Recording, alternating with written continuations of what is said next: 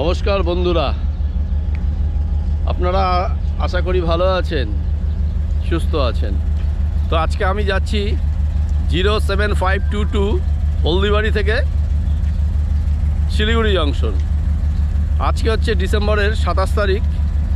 আর সত্যি কথা বলতে আমি প্রতি বছরই এই 25শে ডিসেম্বরের পর থেকে কিন্তু আমি এই হলদিবাড়িতে থাকি। হ্যাঁ, তো প্রত্যেক বছর যে ঠান্ডাটা পাই এবছর কিন্তু সেই ঠান্ডাটা আমি ফিল করতে পারছি না। একটা পাতলা সোয়েটার পরে আছি, এখন বাজে সকাল প্রায় 6:50। এরকম ওয়েদারটা থাকে না, ঘন কুয়াশা, প্রচণ্ড ঠান্ডা থাকে। কিন্তু এবছর দেখলাম যে একদমই প্রায় ঠান্ডা নেই বললেই চলে, মানে খুবই হালকা ঠান্ডা। যদিও কলকাতাতে আমি যখন আসি তখনও টেম্পারেচার মোটামুটি 16-17 ছিল, কিন্তু এবারে কিন্তু এখানে এসে ভেবেছিলাম হয়তো ঠান্ডা। আমি শীতের পোশাক প্রচুর নিয়ে এসেছি, কিন্তু কোনোটাই ব্যবহার করতে পারছি না। তার একটাই কারণ হচ্ছে ঠান্ডাটা কম আছে। তো যাই হোক, আজকে আমি যাব হচ্ছে এখান থেকে একদম শিলিগুড়ি জংশন। আর এই ট্রেনটা হচ্ছে প্রতিদিন সকালবেলা 7:15 মিনিটে হলদিবাড়ি থেকে একদম পুরো শিলিগুড়ি জংশন পর্যন্ত এই ট্রেনটা সোজা চলে যায়। আর এটা হচ্ছে ডেলি, এটা হচ্ছে DEMU special 07522 Haldibari to Siliguri junction. Normally এই ট্রেনটা খুব একটা বিশেষ ভিড় হয় না, কারণ সকালের ট্রেন, ফার্স্ট ট্রেন। ভিড় যদি হয় তাও হয়তো জলপাইগুড়ি থেকে হবে। তো আমার এই ট্রেনে যাওয়ার অভিজ্ঞতা নেই বললেই চলে, মানে কোনোদিনই যাইনি, আজকে প্রথম যাচ্ছি বলা যায় এই সকালের ট্রেনটাতে। কারণ হলদিবাড়ি থেকে নিউ জলপাইগুড়ি কিন্তু আমি প্রচুর ট্রেনের এর আগে ভিডিও দিয়েছি, কিন্তু অন্য ট্রেনের। কিন্তু এই ডেমু স্পেশাল মর্নিংয়ের এটার কিন্তু ভিডিও দেওয়া হয়নি। তো আজকে আমি যাব হলদিবাড়ি থেকে নিউ জলপাইগুড়ি পর্যন্ত। তো যাই হোক, এখন এই পাশে আপনারা দেখতে পাচ্ছেন এই যে হলদিবাড়ি সুপারফাস্ট দাঁড়িয়ে আছে। হ্যাঁ, হলদিবাড়ি সুপারফাস্ট দাঁড়িয়ে আছে। সত্যি কথা বলতে এখনও হলদিবাড়িতে কিন্তু মানে ইলেকট্রিফিকেশান চালু হয়নি, মানে ইলেকট্রিক ইঞ্জিন লাগানো রয়েছে, সাথে ডিজেল ইঞ্জিন লাগানো রয়েছে। হ্যাঁ, এই ট্রেনটাই এখান থেকে ছেড়ে যাবে ঠিক 8:30 আর তার আগে আমরা এই 7:15-তে এই ট্রেন শিলিগুড়ি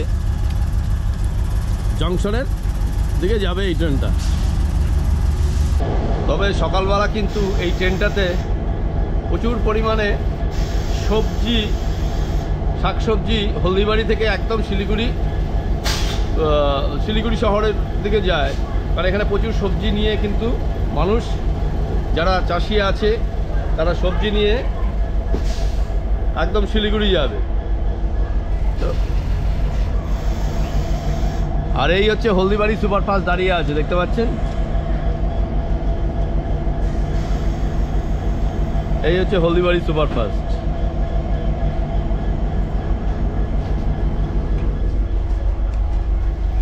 তো যাই হোক, আপনাদের আমি এখানকার সিট অ্যারেঞ্জমেন্ট দেখি এই লোকাল ট্রেনের। এই যে এখানে 3 জন করে, দুদিকে 3 সিটার, দুদিকেই আছে।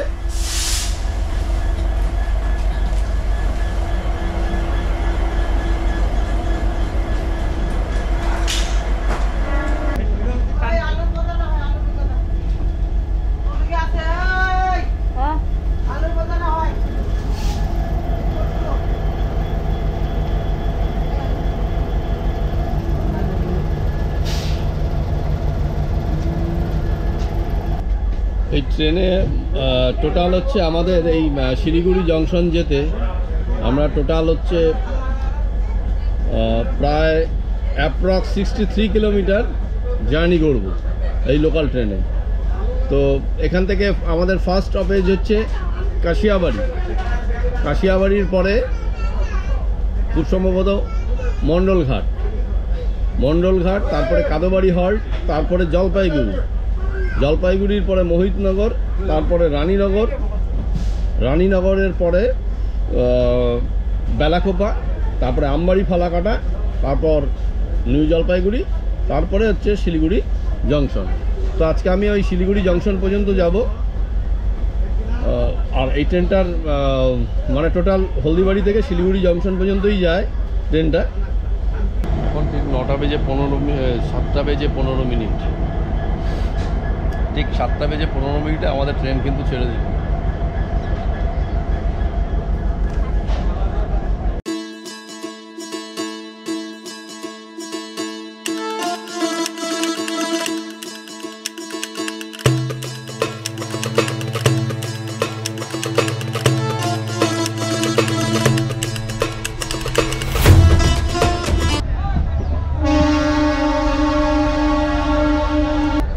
হলদিবাড়ি সবজি মার্কেট। এই দেখুন,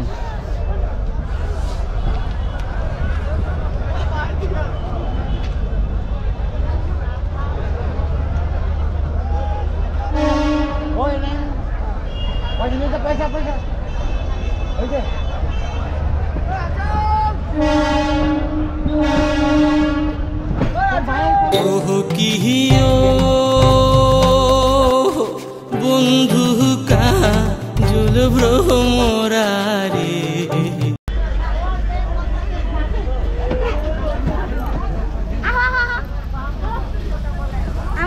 আমাদের প্রথম হল্ট হচ্ছে কাশিয়াবাড়ি।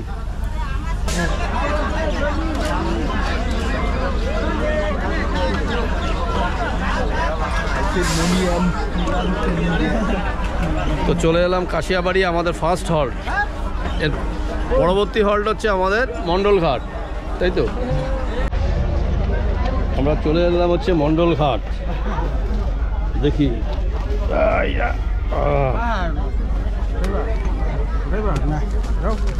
কে উঠাবে? ওটা উঠাবে না, গাড়িতে যাবে। এখানে দাঁড় করিয়েছো কেন? না অটো যাও।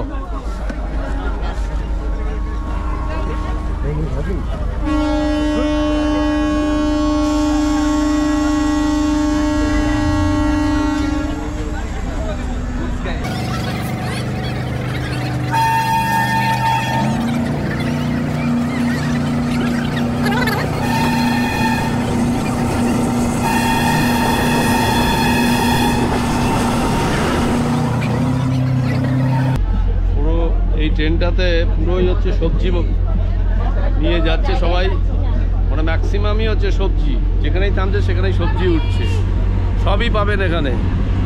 মোটামুটি ফুলকপি, বাঁধাকপি, পালং শাক, মটরশুঁটি থেকে শুরু করে শীতকালীন যত সবজি আছে সব পাবেন এখানে। এগুলো সবই নামবে হচ্ছে শিলিগুড়ি জংশন বা নিউ জলপাইগুড়ি, বা কিছু জলপাইগুড়ি হয়তো নামবে।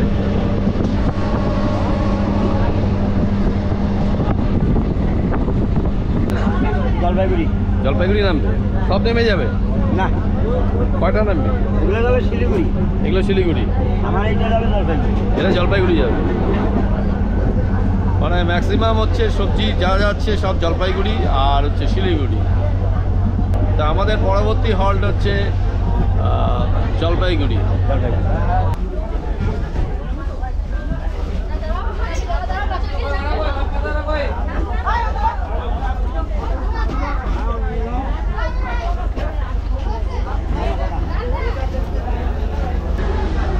আমাদের এবারের হল্ট হচ্ছে জলপাইগুড়ি। অলরেডি চলে এসেছি, 21 কিলোমিটার আমরা সবে জার্নি করলাম। আমাদের পরবর্তী স্টেশন হচ্ছে মোহিতনগর, তারপরে হচ্ছে রানীনগর জলপাইগুড়ি জংশন। এই হচ্ছে জলপাইগুড়ি। ম্যাক্সিমাম প্যাসেঞ্জারটা কিন্তু নেমে গেল এই জলপাইগুড়িতে, আর মোটামুটি ট্রেনটা ফাঁকাই যাবে আশা করা যায়। প্রচুর সবজি নিয়ে উঠছে চাষিরা, ওই সবজি নিয়ে নামবে সবাই ওই জলপাইগুড়ি আর শিলিগুড়িতে।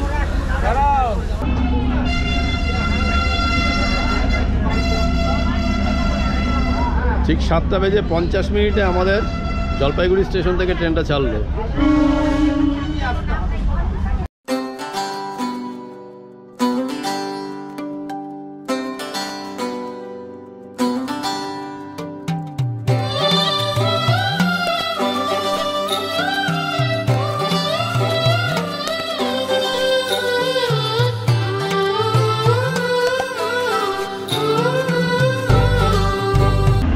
জলপাইগুড়ি 3 নম্বর ঘুমটি গেট, এই দেখুন।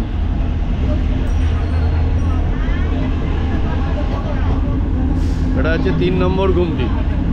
এই যে দেখুন দূরে একটা লাইন দেখা যাচ্ছে, ওই যে এই লাইনটা সোজা চলে গেছে একদম আসাম। এইখান থেকেই হচ্ছে ডাইভার্ট হচ্ছে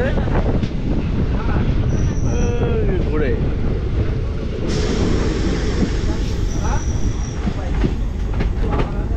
আমরা এখন ঢুকছি হচ্ছে রানীনগর জলপাইগুড়ি জংশন আর কি। তো এখান থেকেই ডাইভার্ট হয়ে গেছে হচ্ছে আমাদের আসামের দিকে, মানে জলপাইগুড়ি রোডের দিকে চলে যাচ্ছে ট্রেনগুলো। এই যে লাইনটা দেখছেন, এই লাইনটা।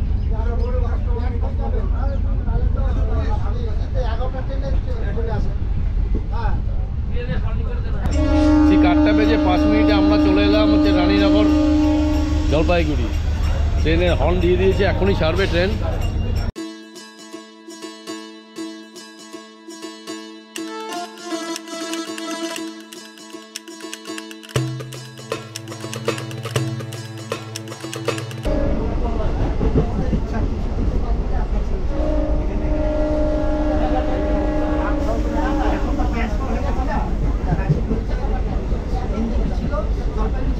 আর 30 কিলোমিটার পার করে আমরা চলে এলাম বেলাকোপা।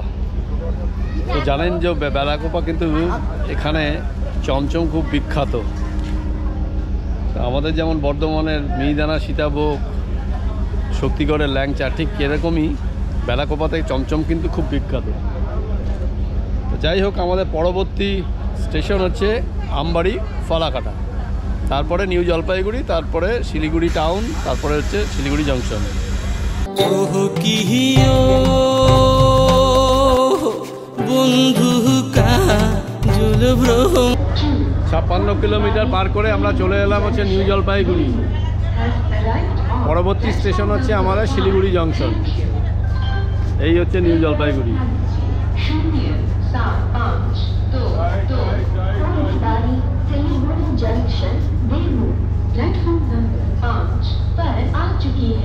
এরপরে হচ্ছে না শিলিগুড়ি টাউন আছে, তারপরে হচ্ছে শিলিগুড়ি জংশন।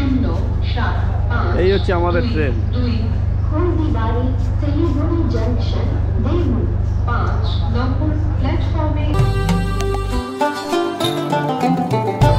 আমরা যেদিক থেকে এলাম ঠিক ট্রেন কিন্তু আবার সেদিকেই যাচ্ছে। অতএব ট্রেনটা হচ্ছে অ্যাকচুয়ালি যাবে হচ্ছে শিলিগুড়ি জংশন। যেটা হয় আগে কাঞ্চনকন্যা এক্সপ্রেস নিউ জলপাইগুড়ি এসে তারপরে ট্রেনটা কিন্তু আবার ব্যাক করে শিলিগুড়ি জংশনের দিকে যেত। আর এখন তো যেহেতু নিউ জলপাইগুড়ি ঢুকছেই না কাঞ্চনকন্যা এক্সপ্রেস, সে তো প্রশ্নই নেই। এই ট্রেনটাও আবার ব্যাকে যাবে, ব্যাকে গিয়ে তারপরে আবার শিলিগুড়ি টাউন হয়ে একদম শিলিগুড়ি জংশন।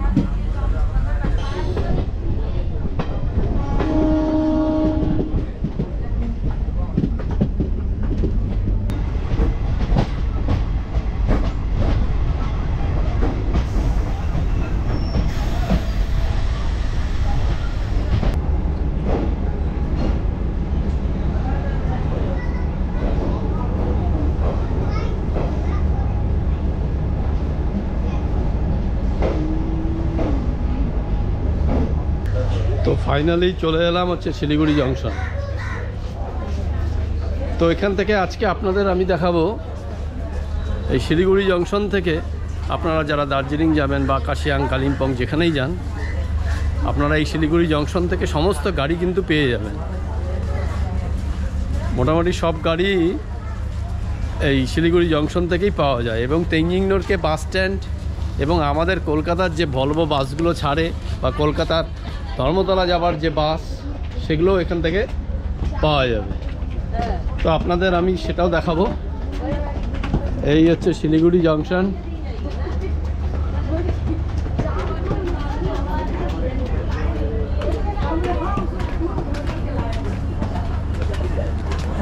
শিলিগুড়ি জংশনের গুরুত্ব এখন অনেক বেড়ে গেছে।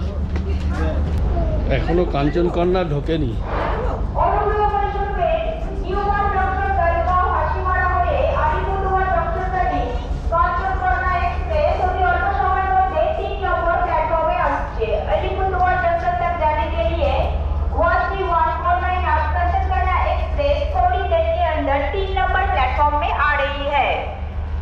আলিপুরদুয়ার জংশনগামী 13149 আপ কাঞ্চনকন্যা এক্সপ্রেস অতি অল্প সময়ের মধ্যে 3 নম্বর প্ল্যাটফর্মে আসছে।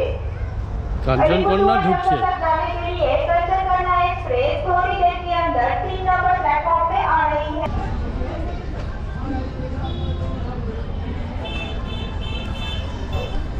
এই হচ্ছে শিলিগুড়ি জংশন স্টেশন। এখান থেকে বেরিয়েই আপনারা কিন্তু মিরিকের গাড়ি এখান থেকে পাবেন, এখানে ম্যাক্সিমাম মিরিকের গাড়ি। তো যাই হোক, এখান থেকে বেরিয়ে সোজা আমি যাচ্ছি হচ্ছে বাঁদিকে তেনজিং নোরকে বাস স্ট্যান্ড, আর ডান দিকেই আপনারা ওখানে শেয়ার দার্জিলিংয়ে যাওয়ার শেয়ার গাড়ি পেয়ে যাবেন, আপনাদের দেখাচ্ছি আমি। এই হচ্ছে তেনজিং নোরকে বাস স্ট্যান্ড, এপাশ থেকে প্রাইভেট বাসগুলো ছাড়ে। আর একটু দেখাচ্ছি চলুন, এই হচ্ছে দার্জিলিংয়ের বাস, মাত্র 105 টাকা ভাড়া দিয়ে আপনারা দার্জিলিং পৌঁছে যেতে পারবেন। আর এইদিকে হচ্ছে কাউন্টার, আপনার এনবিএসটিসি কাউন্টার, এখান থেকে আপনারা কিন্তু টিকিট কাটতে পারবেন।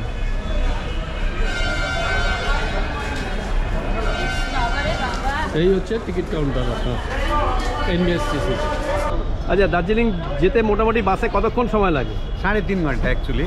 হ্যাঁ, আচ্ছা, জ্যাম টাম হবে তো আপনার লাগবে 4.5 ঘন্টা 5 ঘন্টা, এটাই 4.5 ঘন্টা, 5 ঘন্টা লাগতে সকে।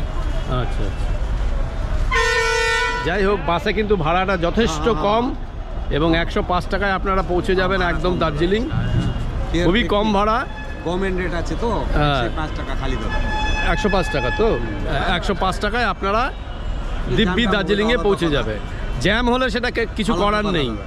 হ্যাঁ, যেমন মানালিতে কিছুদিন 3 দিন ধরে জ্যামে আটকে ছিল, সেটা আলাদা বিষয়, কিন্তু মোটামুটি সময় লাগবে হচ্ছে 3.5 ঘন্টা। 3.5 ঘন্টা, জ্যাম টাম হবে 4.5-5 ঘন্টা লাগবে দাদা। আচ্ছা আচ্ছা, এই হচ্ছে দার্জিলিংয়ের বাস। দার্জিলিং যাবার শেয়ার গাড়ি কিন্তু আপনারা এখানে পাবেন, এখানে পরপর গাড়ি আছে।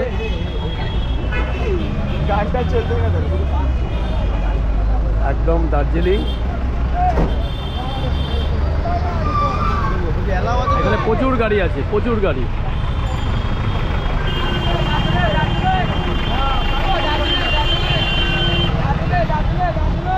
গ্যাংটকেরও গাড়ি পাবেন আপনারা, গ্যাংটক, এই যে গ্যাংটক পরপর আছে, গ্যাংটকের গাড়ি, এটাও গ্যাংটকের গাড়ি, আর ওদিকে দার্জিলিংয়ের গাড়ি, পরপর। তো যাই হোক, আপনাদের আগে বললাম আমি যে প্রচণ্ড গরম শিলিগুড়িতে, আমি সোয়েটার খুলে ফেললাম, হ্যাঁ, কিছু করার নেই। তো এখানে আমার ভাই ভিকি, ওর একটা চ্যানেল আছে, সেটা কিন্তু হিন্দি ভাষাতে হয়, হ্যাঁ, হিন্দিতে হয় ওটা। ওর চ্যানেলের নাম হচ্ছে Vicky with explore with Vicky. আপনারা যাবেন, চ্যানেলে গিয়ে সাবস্ক্রাইব করবেন এবং ওনার ভিডিও দেখবেন হিন্দিতে। এবং আমাদের কিন্তু ওয়েস্ট বেঙ্গলেরই ম্যাক্সিমাম ভিডিও ট্যুরিস্ট স্পটগুলো উনি করেন, যদিও বাংলায় করেন না, হ্যাঁ, কিন্তু উনি কিন্তু হিন্দিতে করেন, মানে সরি বললাম, উনি বলছি, আমার ভাই ছোট, ও করে আর কি হিন্দিতে ম্যাক্সিমাম ভিডিও।